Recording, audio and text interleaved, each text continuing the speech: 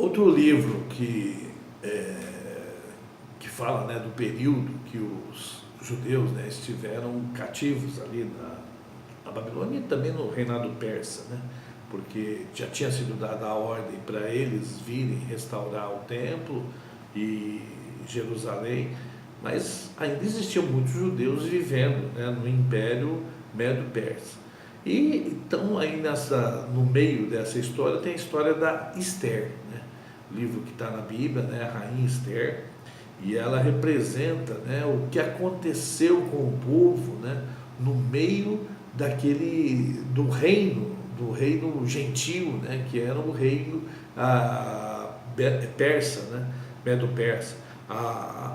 Os fatos foram relatados mais ou menos entre o ano 460 a.C. e 350, né? E é muito interessante que o Deus, né, não aparece nesse livro, a palavra Deus. Por quê? Porque esse livro representa o cuidado de Deus, né, se encobrindo. Ele se encobre, ele é misterioso, mas ele cuida do seu povo de uma maneira maravilhosa, né? E esse livro assim é fantástico por causa disso, né? Mostrando o cuidado, né, de Deus para o povo de uma maneira bastante oculta, né? Que é o que acontece conosco, né? Nós estamos no meio de um reino completamente contrário a Deus, mas no meio desse reino contrário a Deus, Deus de uma maneira oculta cuida de nós, né? Cada situação. E começa com aquela rainha Vasti, que ela menosprezou o rei, né, o que era o rei Assuero, e aí ele precisou então encontrar uma nova rainha. E aí chamam várias mulheres, tal, e a Esther foi a escolhida. E é muito interessante, né, que a preparação da rainha Esther, né, está no capítulo 2, no versículo 12, fala: "E chegando o prazo de cada moça vir ao rei Assuero, depois de tratada segundo as prescrições para as mulheres, por 12 meses, assim se cumpriam os dias de seu embelezamento, 6 meses com óleo de mirra, e 6 meses com especiarias e com os perfumes e ungüentos em uso entre as mulheres." Então ali a rainha, né, a Esther foi preparada, mostrando que nós, né, como a noiva de Cristo, somos preparados, né, para nos apresentarmos a Cristo, né? E aqui essa preparação tem 6 meses com óleo de mirra, né, que representa a morte, e depois com unguento, né, entre as mulheres. E qual que é o motivo da rainha Esther da Esther se tornar rainha? Foi que o Amã, que era uma pessoa, né, da confiança de Assuero, ele quis matar o povo judeu, né? E ele ficou muito irritado com Mordecai, que era um primo de Esther. E aí ele quis fazer isso. No capítulo 3, fala assim: "Depois dessas coisas, o rei Assuero engrandeceu Amã, filho de Amedata, Agagita, e o exaltou e lhe pôs o trono acima de todos os príncipes que estavam com ele. Todos os servos do rei que estavam à porta do rei se inclinavam e se prostravam perante Amã, porque assim tinha ordenado a respeito dele. Mordecai, porém, não se inclinava nem se prostrava." E isso aí, né, ficou muito ruim. Amã não conseguiu suportar e quis não só acabar com o Mordecai, mas com todo o povo dele, né? E aí ele fez um decreto, conseguiu lá que o Assuero fizesse um decreto, que em tal dia, né, eles poderiam matar os judeus. Quem quisesse podia matar os judeus. E aí Mordecai, quando viu esse decreto, falou para Esther, né? Está no capítulo 4 de Esther, né? "Não imagines que por estares na casa do rei, só tu escaparás entre todos os judeus."